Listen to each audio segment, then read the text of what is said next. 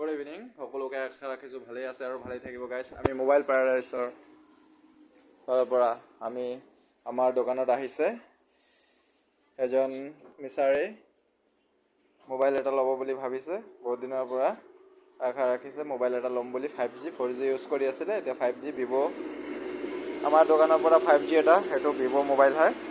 এইটো Vivo' Y29 5G 4GB 128GB ROM।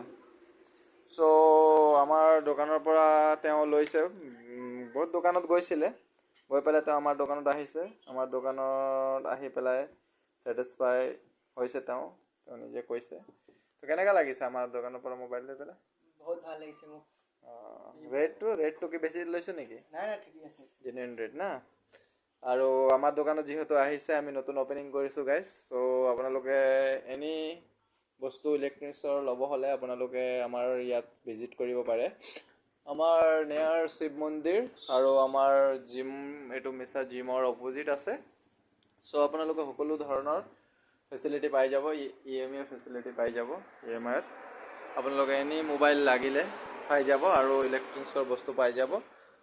চ' আমি আমাৰ ফালৰ পৰা তেখেতক এটা আমি নতুন দোকান অপেনিং কৰাৰ ক্ষেত্ৰত মানে আমি অফাৰ চলি আছে।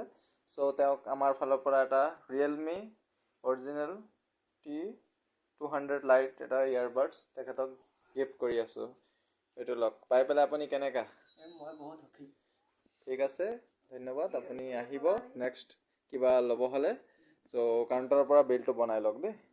কাউণ্টাৰৰ পৰা বিলটো বনাই। চ' টেক কেয়াৰ, বাই বাই।